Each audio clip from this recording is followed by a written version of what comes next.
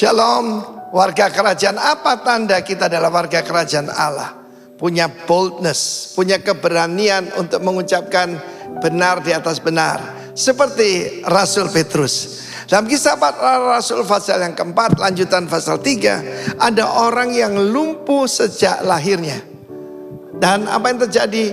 Kuasa dan otoritas dalam nama Yesus. Jadi bekerjanya dinamis dan juga eksosia. Dan orang itu bebas disembuhkan, bahkan melompat-lompat memuji Tuhan. Akibatnya mereka ditangkap, saudara. Dan kita lihat bagaimana orang-orang yang biasa bermusuhan itu kalau punya musuh yang sama bersatu. Antara Saduki dan juga Farisi. Kita lihat bagaimana mereka bersama-sama dengan kekuatan-kekuatan yang lain. Mereka dimasukkan penjara. Dan pada saat itu mereka ditanya, diinterogasi. Atas otoritas mana? Atas nama siapa kamu melakukan hal ini? Kalau kami harus diadili karena berbuat baik, karena orang lumpuh sejak lahir itu berjalan, ketahuilah olehmu bahwa dalam nama Yesus yang kamu bunuh.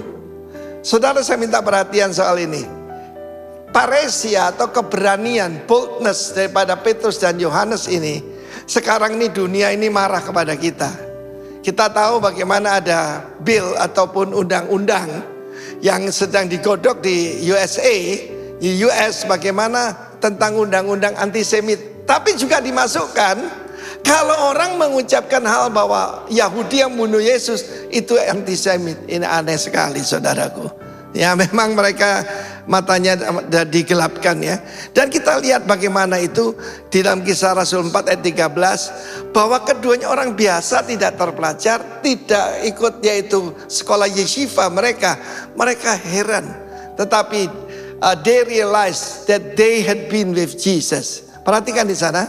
Mengenal keduanya sebagai pengikut Yesus. Dalam bahasa Inggris dikatakan mereka bergaul dengan Yesus. Kalau kita mau dapat confidence, inilah kuncinya, yaitu bergaul dengan Tuhan Yesus. Bagaimana caranya? Tuhan Yesus ada di surga, tapi ada Roh Kudus. Dengan kita bergaul dengan Roh Kudus, dipimpin oleh Roh Kudus, kita akan dapat keberanian. Saya masih ingat dalam hidup saya, satu hari saya menghadapi, saudara nggak perlu tahu, tetapi saya diancam dengan ancaman yang mengerikan.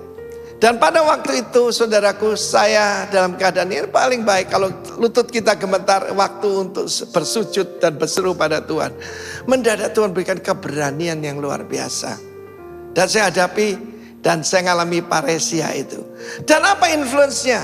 Pada saat itu mereka dikeluarkan dari penjara dengan ancaman, tidak boleh menyebutkan nama Yesus. Dan mereka berkata, putuskan sendiri. Kami harus taat kepada kamu atau taat kepada Tuhan. Dan akibatnya semua gereja mula-mula di Yerusalem, mereka berseru untuk minta apa? Minta keberanian. Mereka tidak minta ancaman diangkat, tapi mereka minta keberanian memberitakan nama Yesus. Dan mereka semua dan memuliakan nama Tuhan dan dengan berani sekali. Karena itu saya berani berkata, Godfidence itu adalah boldness to declare the name of Jesus. Karena saudara, banyak daripada kita itu ragu-ragu, tidak bangga karena nama Yesus.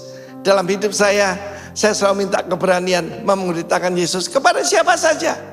Karena itulah yang menyenangkan hati Tuhan. Tanpa iman tidak mungkin berkenan pada Allah.